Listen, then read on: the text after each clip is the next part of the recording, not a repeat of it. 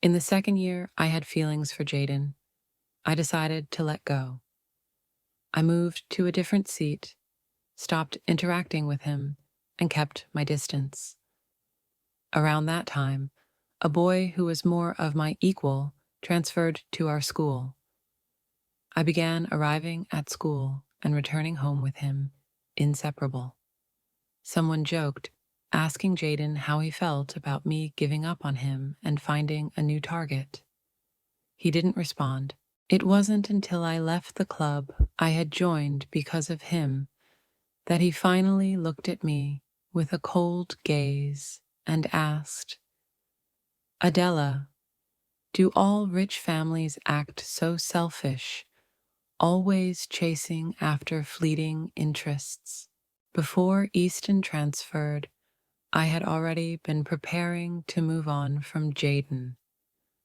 Honestly, it was a spur-of-the-moment decision. One day, I was standing by the back door of the club when I overheard someone joking with Jaden, asking why he studied so hard, if I liked him.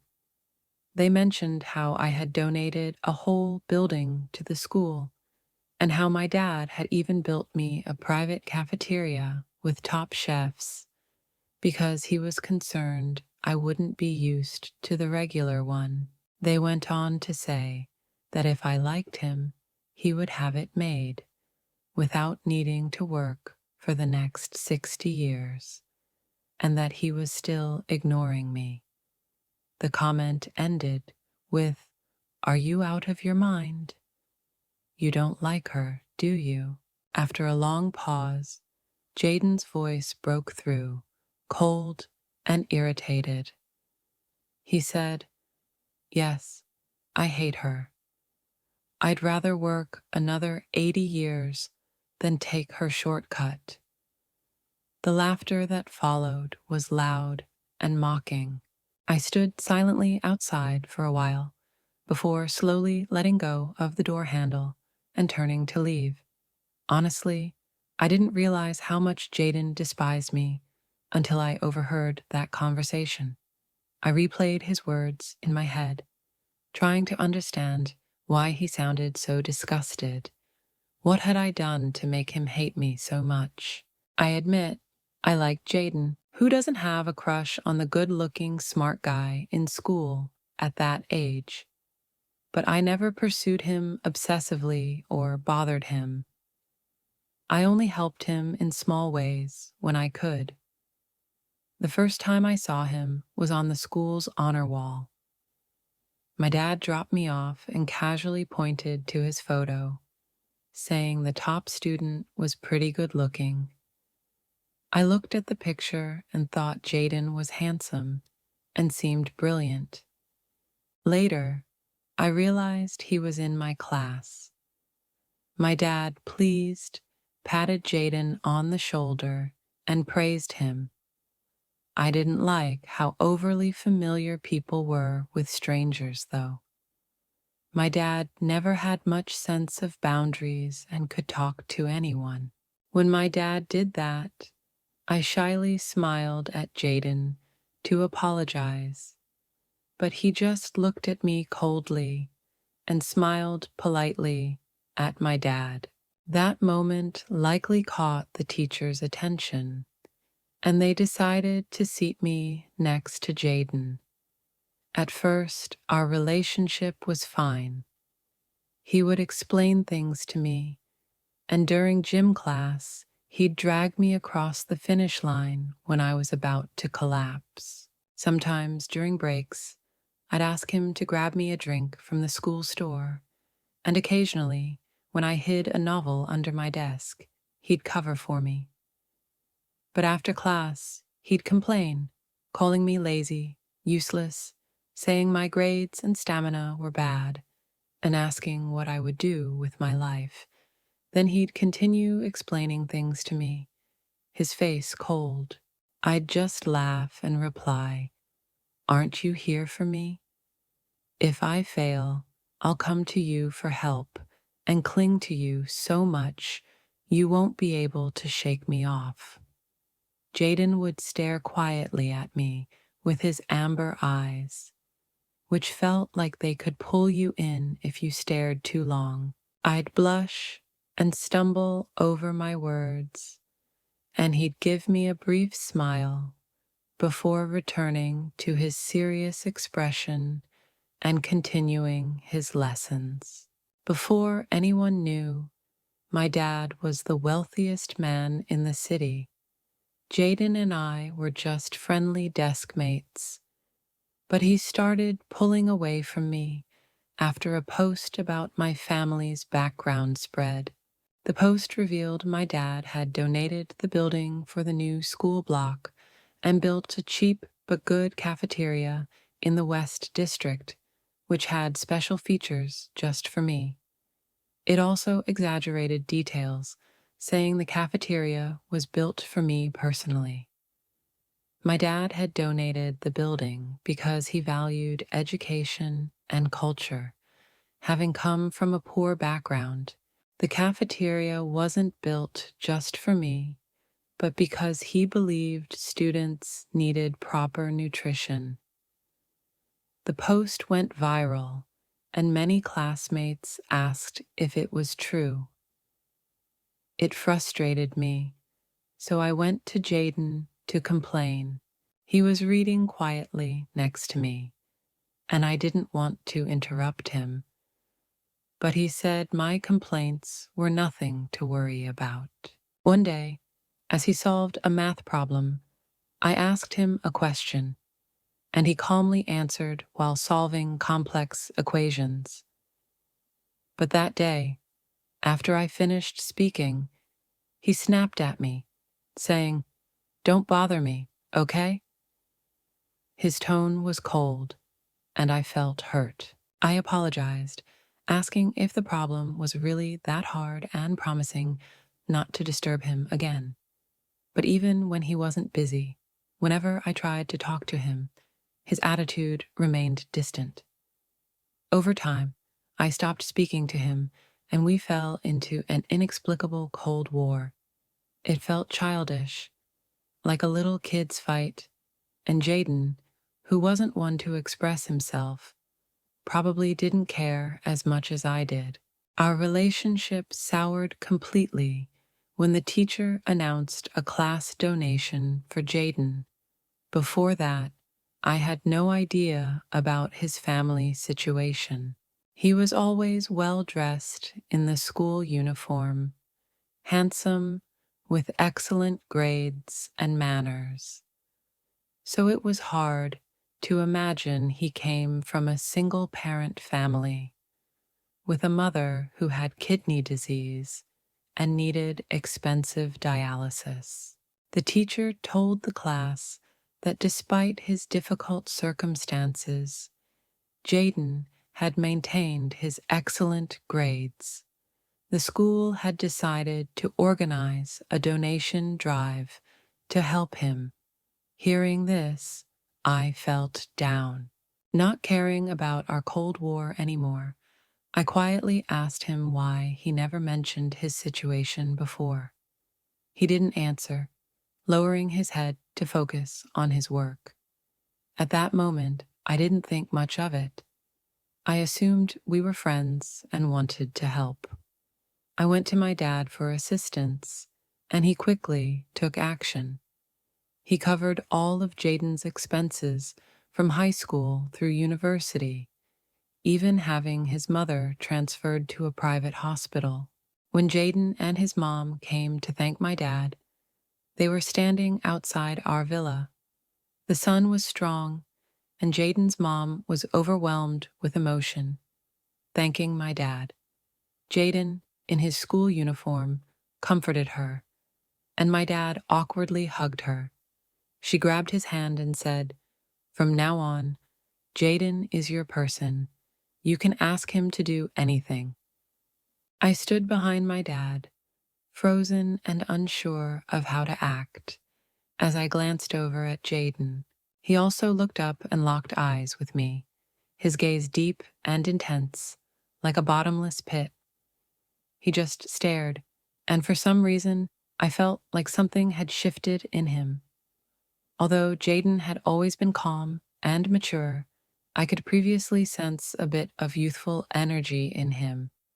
Now that energy seemed to have vanished, leaving only his quiet maturity.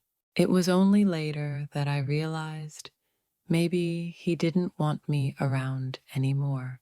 After that, I tried hard to repair my relationship with Jaden. Every morning, I brought him breakfast and bought him drinks after class, just as I had before becoming Adela. Back then, Jaden never turned these things down, but after my family's status became known, he stopped accepting them. It seemed like accepting those small gestures was now akin to taking charity. But really, how much could a breakfast or a bottle of water cost? For his birthday, I bought him a pair of shoes, but he refused to accept those as well. Soon, rumors began to spread that I had a crush on Jaden. I neither confirmed nor denied them because I couldn't honestly say I was being upfront with him. I thought Jaden had at least liked me a little at some point. After all, his patience and care toward me earlier felt like they had been special. Then, one day, I overheard him talking outside the rock climbing club. He said, "Yes, I really hate her. Even though I still wanted to patch things up, I understood that if someone hates you, you can't force a change. So I decided to let go and move on, making my heart like bamboo, flexible but strong when the wind calms. If Jaden hated me, I wouldn't let myself like him anymore." When Jaden came back to class, I was already sitting quietly at my desk, not attempting to speak with him. Since the day his mother thanked my dad, I had been the one trying to start conversations, despite how cold Jaden had been. But now I didn't feel the need to talk. I wasn't a hothead. Since childhood, I had been cheerful and easygoing, rarely involved in arguments. All my elders praised me for my good nature, but even the calmest person has limits. When Jaden sat down, I shifted slightly, putting some space between us. He seemed to notice, and I felt his puzzled glance, but I kept my head down, focusing on my book. During math class, I zoned out for a moment, and the teacher called on me to answer a question. I hesitated, staring at the board, unsure of the answer. Quietly, Jaden slid his notebook in front of me, where he had neatly written out the steps to the problem as if he expected I wouldn't understand. I looked up at the teacher and admitted, "I don't get it." The teacher was a little surprised but said she would explain it again, reminding the class that it was their responsibility to pay attention. As I sat back down, I noticed Jaden gripping his pen tightly, his knuckles turning white. After a moment, he pulled his notebook back without saying anything, and we stayed silent until the bell rang. Though I had made up my mind, I couldn't help feeling sad. Jaden was still sitting next to me, his presence impossible to ignore. I thought about asking the teacher for a seat change to avoid sitting beside him, but I needed a reason that wouldn't seem too obvious. My thoughts were interrupted by a knock on the window. Two girls peeked in and teased, "Adela, there's a handsome guy looking for you." I was confused, but when I stepped out and saw who it was, I froze.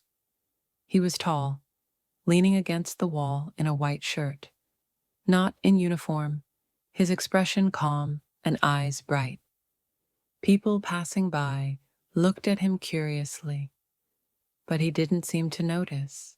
When I glanced up, a small smile appeared on his face as he softly called my name. Adela. I squealed and rushed over, grabbing his arm. Easton, when did you get back? He smiled and replied, just last week. I had some things to take care of, and I finished transferring today. I'm your senior now, so I came to say hello. I was thrilled. Transferred? Did your parents come back too? His smile widened. Yes, we're back for good this time. No more moving abroad. I beamed with joy. Easton had been my next-door neighbor when we were kids. Back then, my dad was busy building his business, often leaving me in Easton's family's care. When his mom couldn't look after me, Easton did. Even though we were the same age, he treated me like a little sister, feeding me, climbing trees with me, and making up stories. 5 years ago, his dad was promoted, and they moved abroad. I cried for days. When they left, I went to the airport with my dad, holding on to Easton's sleeve, not wanting to let go, almost making him miss his flight. Afterward, we kept in touch, but over the past couple of years, communication had slowed down. I never expected him to come back so suddenly. Actually, I contacted your dad a month ago, Easton said with a smile. But I wanted it to be a surprise when I showed up in front of you. He patted my head and added, all right, get back to class. I'll pick you up after school and we'll go home together. I nodded, a little reluctantly, and returned to my seat. I couldn't stop smiling. But when I glanced at Jaden, I found him staring at me with an expression colder than ever. He hadn't moved to let me pass. So I asked, Jaden, could you move? He didn't respond. After the bell rang, I raised my voice. Jaden? He finally moved, with a mocking smile, just as the teacher entered. I sat down, puzzled by his behavior. Something was clearly bothering him, but I couldn't figure out what. As time passed, Easton became my senior, and it felt like stepping back 5 years. Every morning, he waited outside my classroom door to walk me to school, just like he used to. Whenever he showed up, the girls in my class would gasp and tease me. Your Easton is here, they'd say. Some girls would gossip, asking about our relationship. I'd explain, he's just my neighbor who recently came back. He's like my brother. But this explanation only seemed to fuel their excitement. Oh, so you grew up together. Is Easton rich too? You two must be a perfect match. Meanwhile, Jaden sat nearby, listening. One day, I heard the crack of his pen as it broke in half, ink spilling onto his hands. The girls exchanged glances, and the teasing died down. Jaden expressionlessly said, could you move? I need to wash my hands. When he returned, the others had scattered, and Jaden coldly told me, could you two gossip somewhere else? It's too loud. Feeling bad for disturbing him, I apologized, and to my surprise, his cold expression softened a bit. He looked like he wanted to say something, but stopped himself. After a pause, I said, I'll ask the teacher to move my seat so I don't bother you. His expression immediately hardened, and after a long silence, he replied, do whatever you want. The next day, I changed seats.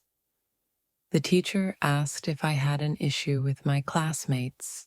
I paused for a moment and explained that I didn't want to interrupt Jaden's studies. Jaden was the teacher's top student, and since this affected his performance, the teacher easily agreed. He asked where I would prefer to sit. Jaden's seat, near the window on the left, was his favorite spot because he enjoyed the sunlight and breeze. After thinking it over, I requested to be moved to the furthest seat on the right, near the hallway. This put 6 rows of space between us, and I assumed Jaden would appreciate the distance. The seat next to him had always been vacant, and when the teacher once asked if he wanted anyone to sit there, Jaden coldly declined, saying he preferred to be alone. The teacher didn't push him. My new seatmate was a chubby, lively boy who was constantly chatting. In contrast to him, I barely spoke at all.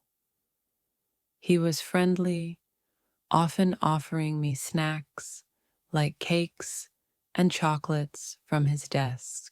He was much warmer than Jaden's cold demeanor, but even with the distance between us, I still felt out of place, like there was something missing inside. The only time I could comfortably watch Jaden was when the teacher called him to the board to solve problems in 3 different ways. After we stopped sitting together, Jaden and I became like strangers who knew each other too well. I even quit the club I had joined just to be near him, though I never liked rock climbing. The day I left, Jaden wore a sarcastic expression, and the other club members stood by silently, watching. He asked, "Do you always do things without commitment, just for a moment's interest?" Before I could respond, he handed me the resignation form, coldly instructing me to sign it and return it to him. I took it silently, and that was the last time we interacted. Time passed, and eventually, my sadness faded, and I found myself laughing freely again. Then Sig transferred to our school. She had been recruited by the principal from another institution. When I first saw her, she was introducing herself at the front of the class. She had the look of an overachiever, short, tidy hair, and a confident presence. After her introduction, she smiled and locked eyes with Jaden, greeting him with, "Jaden, long time no see." I felt an odd tightness in my chest. Sig became Jaden's new seatmate, and it was clear they had met many times during competitions, having plenty of shared experiences to talk about. Every break, I would glance over and see them whispering together. Sometimes Jaden frowned, and other times a slight smile played on his lips. During the first exam after Sig joined, the class made bets on who would score higher, Jaden or Sig. When the results came in, Jaden came out on top, but the margin was tiny. In every subject, their scores were almost identical, both close to perfect. Despite this, he still sent me things occasionally, and we remained in contact, though less frequently than before. I never expected him to return to the country so suddenly. It must have been because Easton's father had been promoted again. "Actually, I reached out to your dad about a month ago," he admitted. "I didn't want him to tell you because I wanted to surprise you." He smiled and patted my head. "All right, head back to class. I have some paperwork to finish, but I'll pick you up after school, and we'll head home together." I nodded, reluctantly letting go of his hand as the bell rang, and I walked back to class. On my way to my seat, I couldn't help but smile, but when I looked up, I met Jaden's cold stare through the window.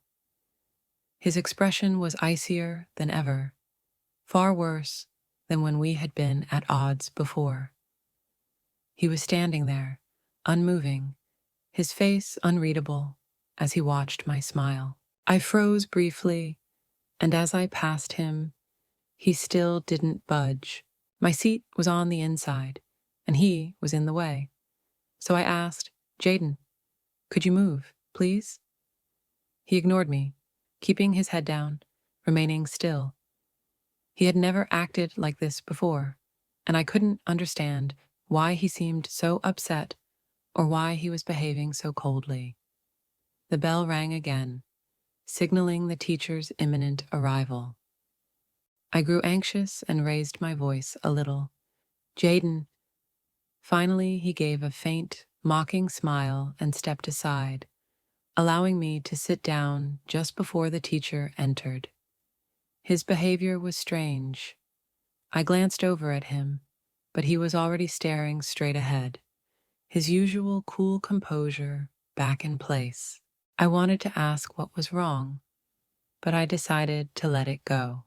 Easton had become a senior, and it felt like we had gone back 5 years to when he'd wait outside my house every morning to walk me to school, then pick me up afterward.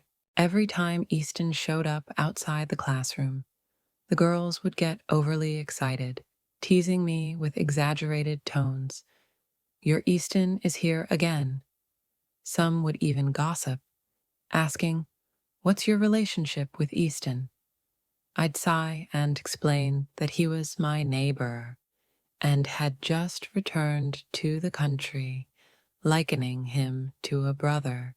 But the more I explained, the more excited they got, drawing out their words with, "So you two grew up together.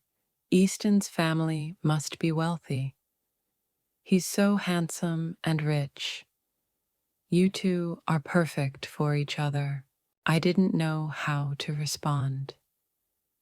Even though I had clarified countless times that Easton and I were just friends, no one believed me. Then suddenly, Jaden snapped his pen in half, spilling blue ink all over his hands. The girls fell silent and exchanged glances. Finally, Jaden, with an unreadable expression, said, "Could you move? I need to wash my hands." When he returned after cleaning up, the group had dispersed, and he flatly remarked, "Could you gossip somewhere else? It's too loud here." Whether passive or active, I knew disturbing others wasn't good, so I lowered my head and apologized. "Sorry." Jaden looked at me, surprised, his usually cold expression softening a little. He opened his mouth as if to say something, but for some reason he didn't. I could feel him watching me, lost in thought. After a moment, I looked up at him and, gathering my courage, said, "I know it's not good to disturb you while you're studying. I'll ask the teacher to move me to a different seat." Upon hearing this, Jaden's gaze turned icy again, and his expression stiffened. He stared at me for a long time without saying anything, before finally replying coldly, "Do whatever you want." The next day, I changed seats. The teacher, concerned, asked if I had a conflict with someone. After considering for a moment, I explained that I didn't want to interrupt Jaden's studies. Jaden was the teacher's prized student, so when it came to his grades, the teacher quickly agreed. I didn't enjoy rock climbing, but I joined the club just to be near him. When I went to leave, Jaden openly mocked me while the other members stayed silent, watching cautiously. He asked if I just did whatever I felt like, switching interests after a few minutes. Before I could respond, he handed me the withdrawal form and, in a cold tone, told me to sign it and give it back. I took it without a word, and after that, there was no further interaction between us. As days passed, my sadness slowly faded, and I began acting carefree and silly, smiling aimlessly all day until Sig transferred. Sig had been recruited by the principal from another school. I first saw her when she introduced herself to our class. She fit the image of a top student perfectly, with neat short hair and a strong presence. After her introduction, she smiled and directly met Jaden's eyes, greeting him, "Jaden, long time no see." I felt a strange tightness in my chest. Sig became Jaden's new desk mate. They must have met many times at competitions and had lots of shared interests, which explained their familiarity. Every break, I would catch glimpses of them quietly talking, sometimes seeing Jaden frown or smile slightly. During Sig's first exam, the class placed a bet to see if Jaden or Sig would score higher. When the results came in, Jaden won, though their scores were nearly identical. Jaden didn't have any weak subjects. The next day, Jaden, as the math representative, handed out the test papers. When he reached my desk, I felt like he hesitated before placing my paper down. I've never been great with grades and never really cared much about them. Even my dad didn't put much pressure on me academically, just wanting me to live a happy life. But for some reason, as I looked at my test paper, I felt ashamed, especially with Jaden standing nearby.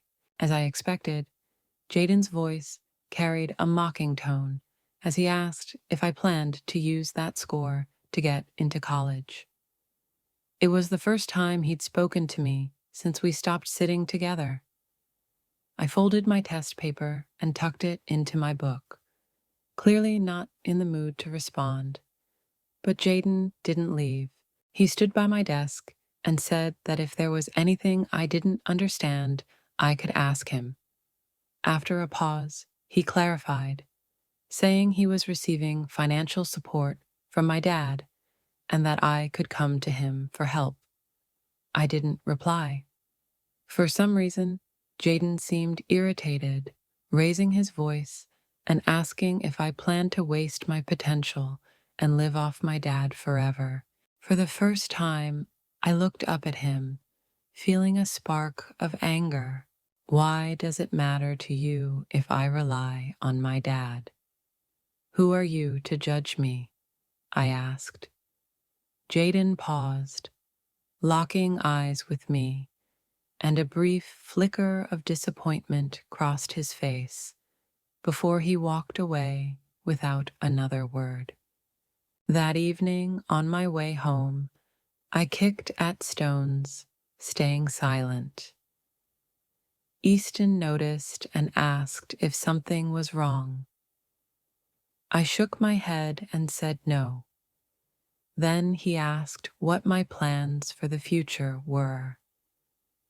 I stared at him blankly. Easton smiled and said he was planning to study abroad after this year's exams and that he'd already talked to my dad. He told me that if I went with him, he could look out for me until I graduated. He ruffled my hair and mentioned that my dad had thought about it but hadn't brought it up yet. I felt down and asked if I was really that bad. Easton laughed, telling me that everyone has their own strengths and that mine just weren't in academics. Later, I talked to my dad about it. He had initially been uncomfortable with me going abroad alone, but knowing Easton would be there made him feel better. I felt uncertain. My dad told me that while he'd love to keep me nearby, he wondered if it would be better for me to grow independent on my own. He sighed, saying he'd leave the decision to me. That night, I tossed and turned, unable to sleep, and Jaden's words echoed in my head. Are you planning to live off your dad forever?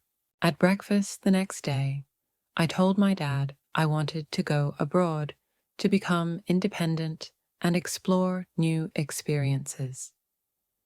He was sad, but also relieved. I began preparing my applications and the necessary paperwork for studying abroad without telling anyone else. I wasn't good with emotional farewells, and though I was usually carefree, goodbyes always felt awkward to me. I took care of everything while continuing to attend classes, making more frequent trips to the teacher's office. Once everything was set, I had little time left to get ready. Sometimes I thought about leaving without telling Jaden. I wondered if he'd regret it, feel sad, or miss me. But then I realized that even though we weren't close anymore, he had once cared for me, and it would be rude to leave without saying anything. I imagined how I'd feel if the roles were reversed. If Jaden suddenly left without telling me, I'd probably be hurt too. I hesitated until the last moment. The night before I left, I decided to visit the classroom during lunch. Jaden was usually there at that time, but when I arrived, I saw he wasn't alone. Sig was with him. They were standing side by side in front of the blackboard, both holding pieces of chalk and intensely debating something. The board was filled with math formulas. Sig was so focused that she didn't notice her foot slipping. Jaden quickly warned her and grabbed her arm to steady her. They were standing very close. I watched from the hallway as Sig's face turned red. Jaden let go of her arm and calmly asked if she was okay. Sig nodded, and even I could sense the tension between them. After a brief pause, they continued their discussion in sync. I stood there observing for a moment, then quietly left. It was clear that Jaden hadn't noticed all the little signs, the frequent teacher's office visits, or my absences. He had a new desk mate, a new friend, and they seemed well suited to each other. With a sigh, I turned and left just as quietly as I had come. When I returned to the country 9 years later, no one had expected me to be gone so long. My dad thought I'd get a degree and return to work at his company, possibly taking it over one day or doing something I enjoyed. At university, I met many people who weren't good at academics, but excelled in other areas. A friend of mine was an artist with incredible talent, but struggled financially. We organized a small art exhibition for her, which led to a series of successful events that helped sell her work. I no longer needed to ask my family for money, and it was then that my dad began urging me to come back home after I first left the country. At that time, I was still young, and I often dreamed about returning and seeing Jaden again. In every fantasy, I imagined coming back successful, standing above Jaden, who would be in front of me, hurt, asking, "Adela, why? Why didn't you tell me when you left?" I would smile to myself at this thought, but also feel a bit wistful, because deep down, I knew Jaden would never ask that. Occasionally, my dad would mention Jaden, asking if I remembered my old desk mate. He would say that Jaden went to a prestigious university and that Jaden and his mother had even come by to thank him. He also said Jaden had asked about me, but out of respect for my privacy, my dad never gave him my contact details. Later, Jaden gave my dad his phone number, telling him to pass it on to me if I ever needed help. By then, though, 3 years had gone by, and my feelings for Jaden had faded. I was busy with a group of friends, traveling around the world, scouting niche artists, and I was too preoccupied to think about him. Eventually, I just forgot. I never contacted Jaden, and my dad never gave him my number. Of course, I never thought about him after that. The only time I'd remember him was when friends abroad would ask if I ever had a crush, and I'd vaguely recall him, not as someone special, just as a person. It had been 9 years, after all, and when I did think of him, it wasn't about him as an individual, but about how I felt back then. Young, naive, and awkwardly having a crush. So when I saw Jaden again, I was more surprised than anything else. Jaden walked in behind the butler. Years had passed, and he had changed a lot. He was taller, stood more confidently, and his once delicate and handsome features had matured. His brows and eyes had grown sharper, and the arrogance and isolation he once carried had faded, replaced with a more grounded, restrained demeanor, like a sharp sword sheathed. I knew a little about him. I knew he had started a business in the digital economy after graduating, something involving artificial intelligence, big data, and chips, areas I didn't fully understand. I had seen his name on a list of up-and-coming billionaires, one of the youngest but ranking high. He seemed lost in thought, so I decided to greet him first. Smiling, I stood in the middle of the living room and looked at him. "It's been a long time," I said. He stopped but didn't immediately look in my direction.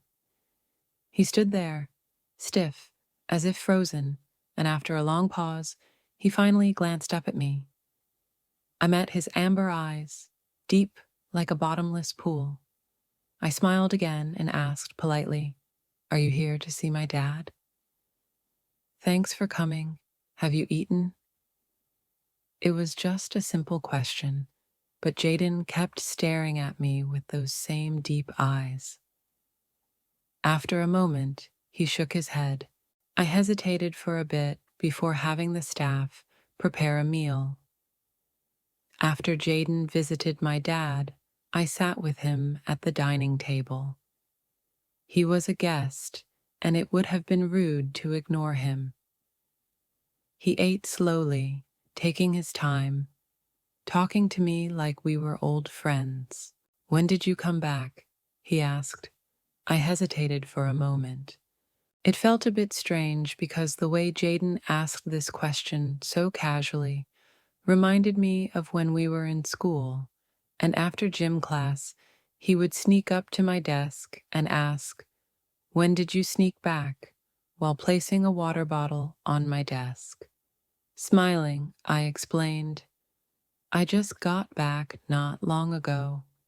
He said, "Oh," and reached for a bowl of vegetables, eating a few bites before telling me, "I just talked to your dad.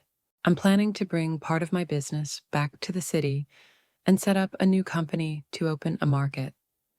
Initially, it'll need around 2,000 employees.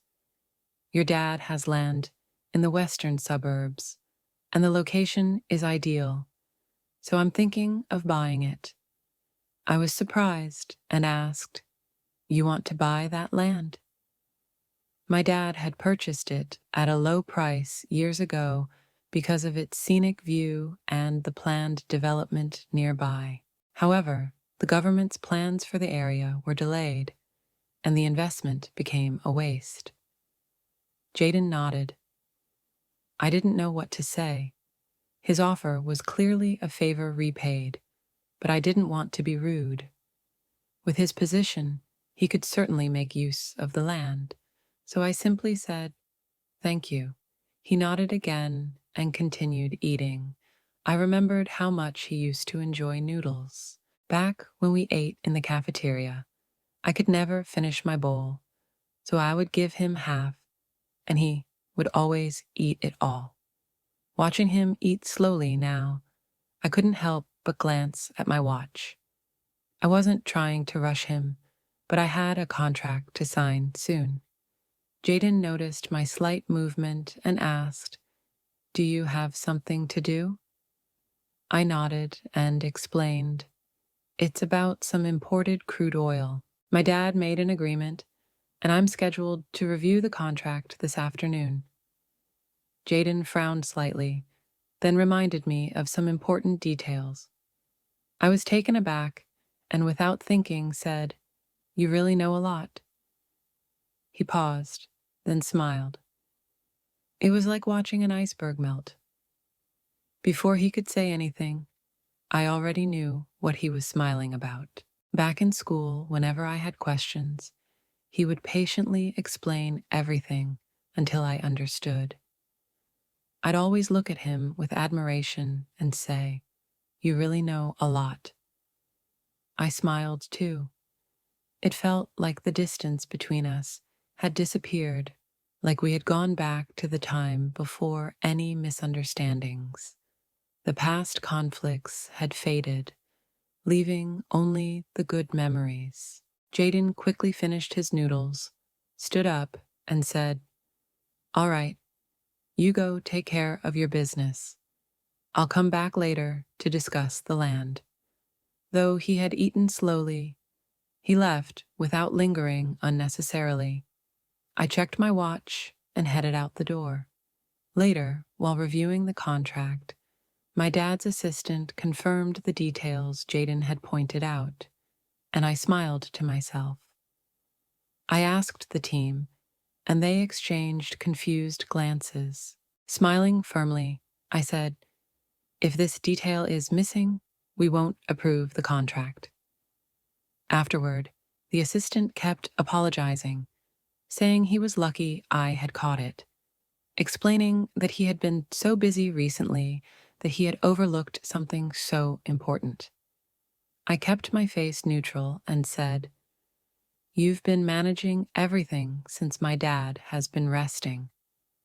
Make sure to get some rest yourself after this."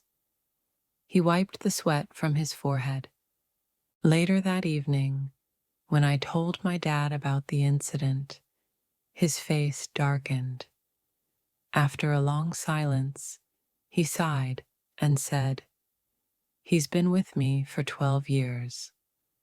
I didn't reply, and my dad quickly changed the subject, smiling proudly at me. "You've really grown," he said. "I still remember you as a little girl, sitting in my lap, asking for candy. Now you can stand on your own, and you even know how to read people." He smiled and then asked, "Jaden's a good guy. What's going on between you two?" I was touched by the first part of what he said. I hadn't realized how much I had matured, becoming calm and steady. But when he mentioned Jaden, I was taken aback. "Jaden, what could be going on between us?" I asked.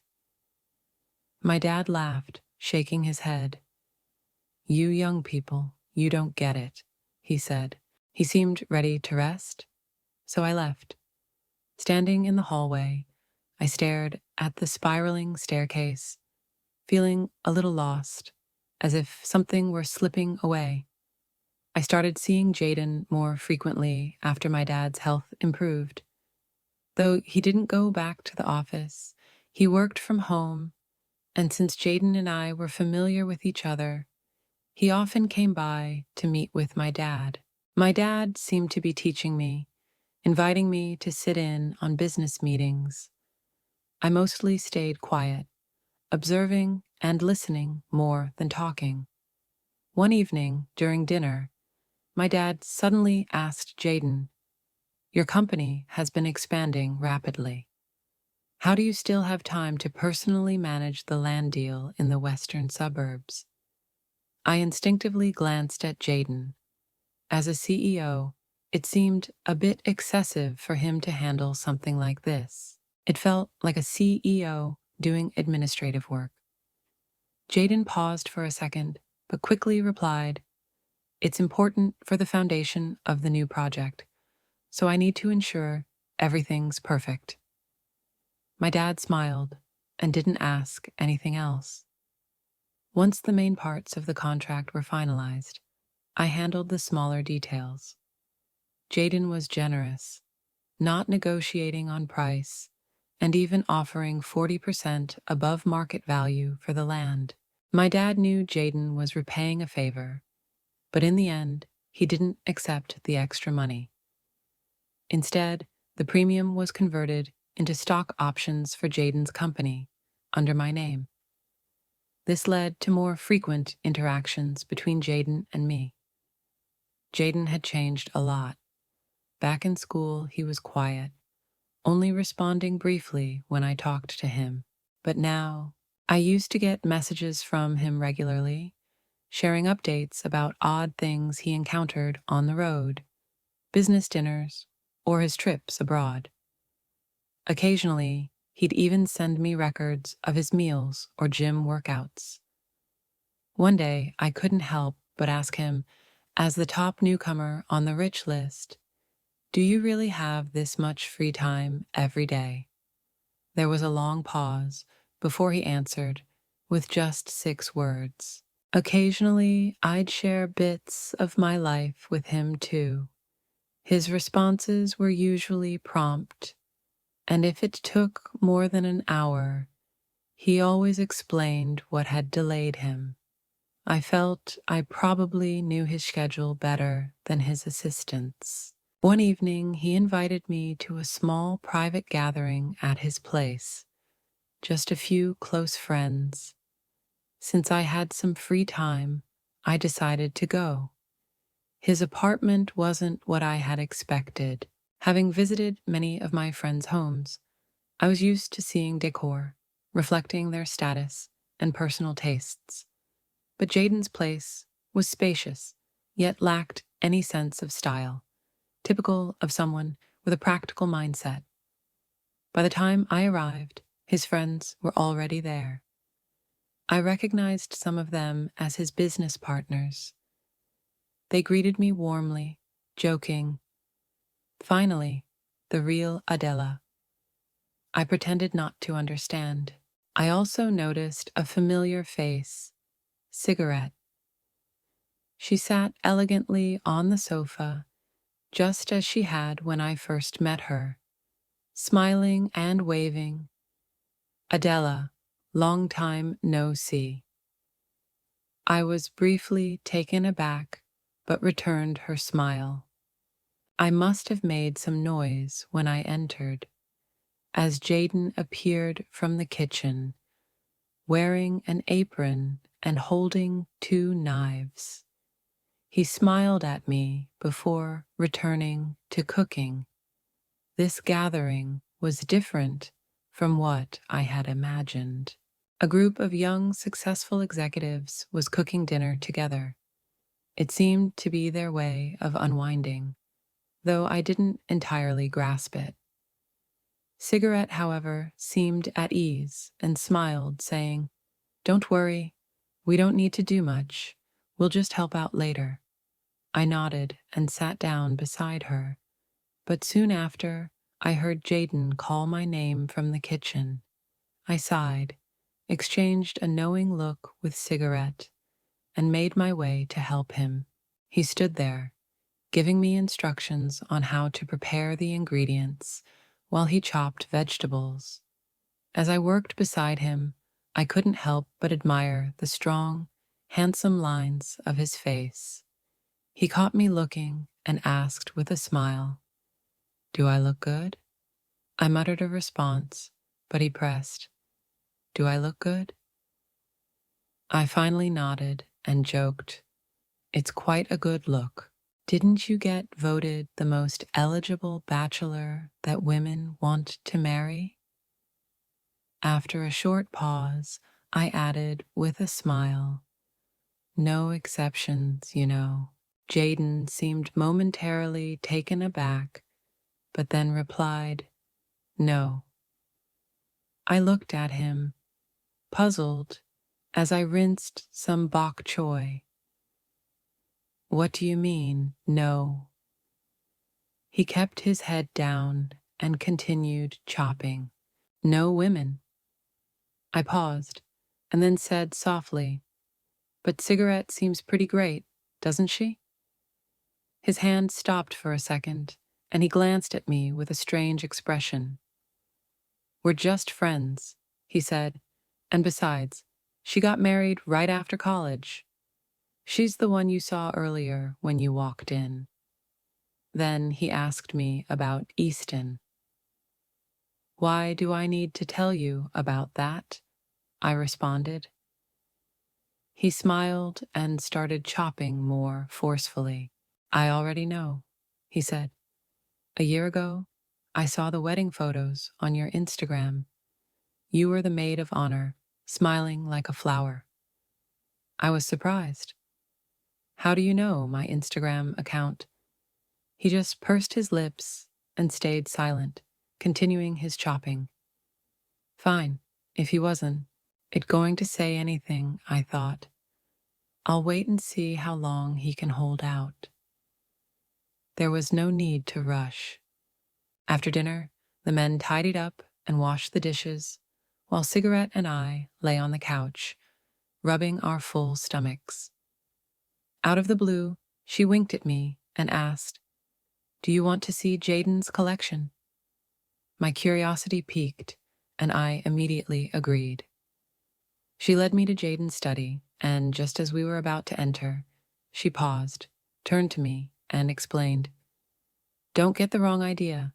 I know this place well because we have meetings here frequently. She pointed to a large blackboard on the back wall, covered in a jumble of data I couldn't decipher. Jaden's place is a bit messy, but it's perfect for brainstorming, she added with a laugh. In truth, Jaden didn't have a massive collection. There were only a few trophies and certificates, a lot of photos from award ceremonies, and some mementos from his journey. Cigarette pulled out a photo album and sat with me, flipping through the pages. When we got to the middle, I stopped suddenly. There was a commemorative photo of Jaden standing in front of my university. His face was blank, his eyes cold, but there was a faint sadness about him. Cigarette noticed me staring at the photo, then glanced toward the door before turning back to me. This was taken during your sophomore year, she said. Jaden came to your university for a 1-week exchange program. She hesitated, then added seriously, He came to find you, Adela. He thought he'd find you, but for some reason, when he returned, he was in a slump for a long time. I think it was either because he didn't find you or because you rejected him. She paused again, her tone becoming even more serious. To be honest, I never really liked you much. You didn't even tell Jaden you were going abroad. It felt like you never considered him a friend. But Jaden always blamed himself. He said his low self-esteem and poverty when he was younger pushed you away. He believed it was his fault. Over the years, many girls liked him, but his heart wasn't in it. When he graduated from high school and got into the university he wanted, we all celebrated. I remember there was a world map on the restaurant wall, and everyone was thrilled. But he stood there, staring at it with a sad expression, asking me, "Cigarette, how far is it from City A to your country? Can I ever catch up?" When your childhood friend got married a year ago, that was the first time I saw Jaden smile like that. He said he misunderstood, thinking maybe his chance had finally come.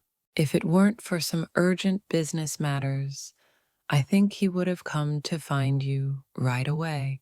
When Jaden first started his business, he worked like he was driven by desperation. We all wondered why he pushed himself so hard. He explained that he was like a summer cicada, and the girl he liked was a bird, always flying to places he couldn't reach. The only way he could ever catch up to her was by working harder, harder than anyone else. I listened, dazed, as Cigarette looked me over, then smiled and asked, "What about you? How do you feel about Jaden? Do you really think he's the cicada?" To be honest, I felt confused. I hadn't known that there was so much more to the story, like when he gave my dad his phone number, followed my Instagram silently, or flew all the way to my university to find me.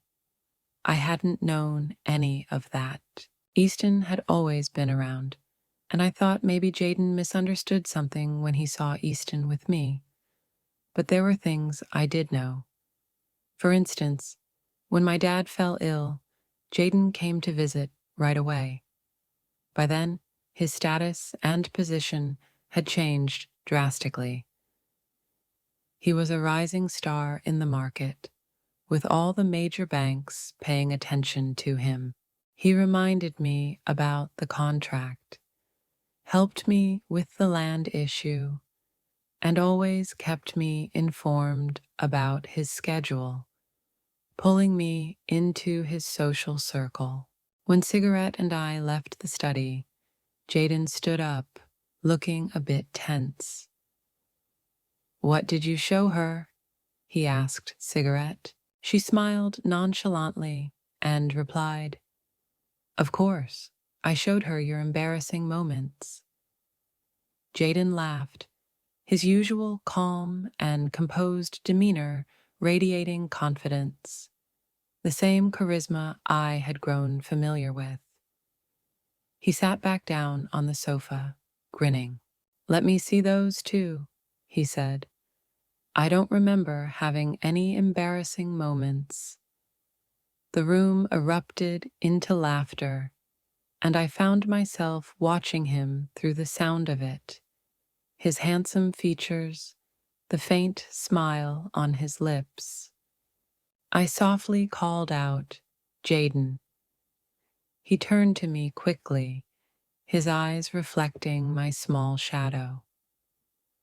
"What's up?" he asked gently. I smiled but didn't say anything. Inside, my heart was a storm of emotions, chaotic but not heavy or dark. It felt as though my heart was submerged in water, drifting in an unreal way. There was a mixture of nostalgia, sadness, regret, and longing, all swirling together. But it was okay, I thought. It's all right. Things are different now. Jaden and I still have plenty of time. I glanced at him, sitting beside me, listening to the others talk as he absent-mindedly peeled a nut in his hands. It was one of my favorite snacks, though I never enjoyed the hassle of peeling them myself. I watched as he finished peeling one and instinctively handed it to me on his left. I took it from his hand, noticing how naturally he reached for another. Ever since high school, this habit of his hadn't changed. I smiled, popped the nut into my mouth, and thought to myself, it's okay. Jaden and I still have plenty of time. I had forgiven the younger Jaden, the one who had coldly said he hated me to protect his pride, and the one who had pushed me further away as the years passed. We were even now. We could take our time. Everything was still possible. The winds of youth that had started blowing so long ago finally felt like they were roaring today.